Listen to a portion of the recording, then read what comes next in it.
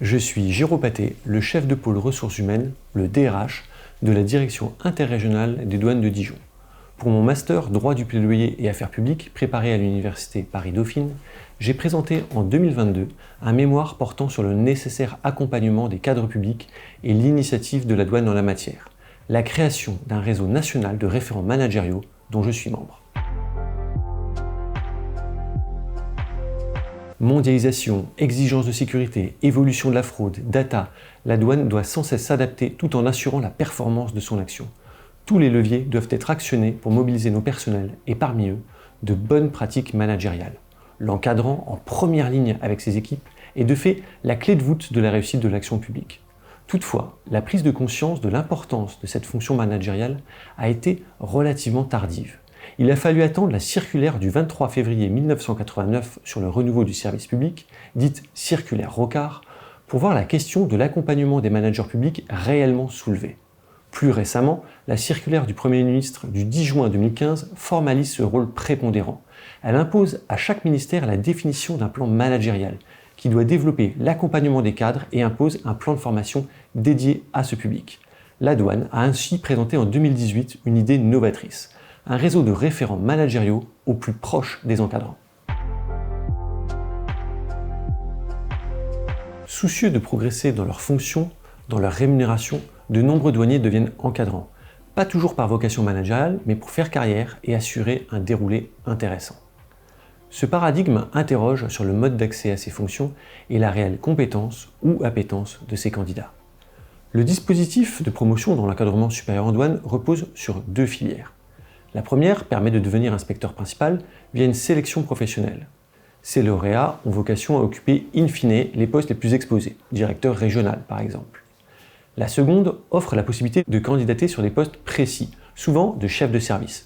Ce second processus offre une meilleure visibilité, car les lauréats connaissent déjà leur première affectation. Chaque inspecteur ou inspectrice des douanes qui s'interroge sur la suite à donner à sa carrière se projette sur l'une ou l'autre de ces filières, dont le point commun est d'offrir un accès à une position managériale. La loi de transformation de la fonction publique de 2019 constitue une révolution pour notre GRH. Chaque administration doit désormais s'appuyer sur des lignes directrices de gestion, LDG. Ces textes doivent clarifier les règles en termes de mobilité et de promotion. Jusqu'en 2021, et l'application des LDG douanières, les promotions dans la seconde filière répondaient souvent aux critères du plus ancien dans le grade le plus élevé.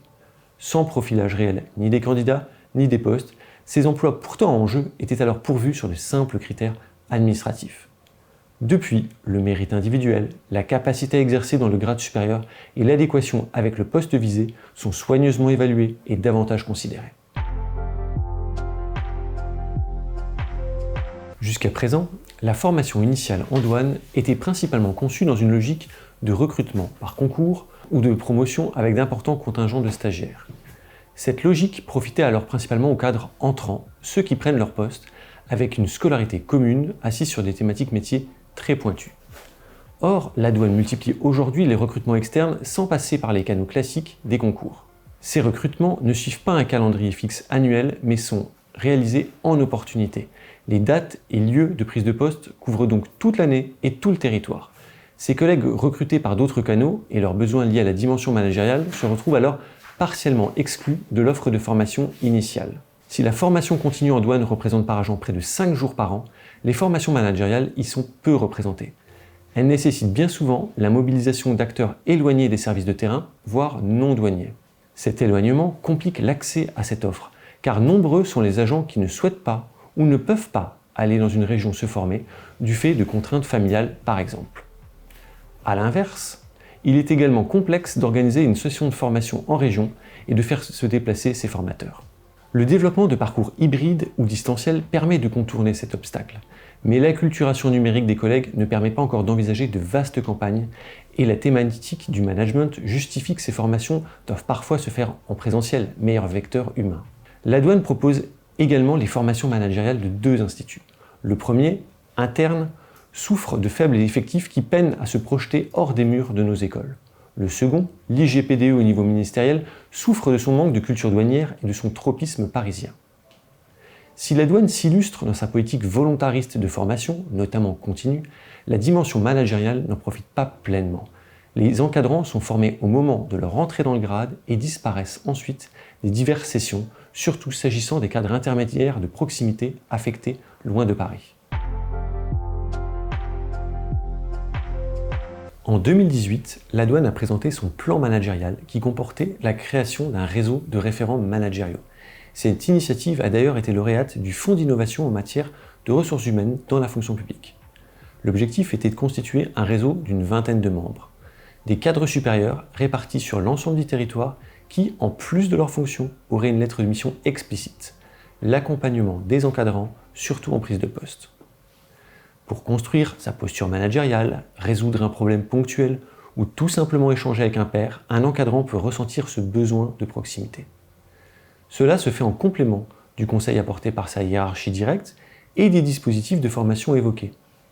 Ce nouveau réseau devait répondre à cette attente avec une approche inédite et des outils adaptés. Depuis 2019, avec mes homologues, nous avons été formés à diverses techniques, écoute, co-développement, diagnostic, et nous accompagnons nos collègues. Mais le réseau peine encore à se faire connaître et à organiser son activité. Les facteurs de réussite sont désormais identifiés. La crédibilité, avec une formation adaptée, suivie par chaque référent dans un réseau à renouveler régulièrement. La visibilité, avec une communication et un portage fort à destination du public cible. L'animation active d'un réseau à valoriser pour rendre la fonction attractive et dont l'action doit être pilotée pour être cohérente et efficace. Ce réseau de pairs a été récemment conforté dans le nouveau plan managérial. Pour permettre ce nécessaire accompagnement, un réseau créé par et pour les encadrants douaniers.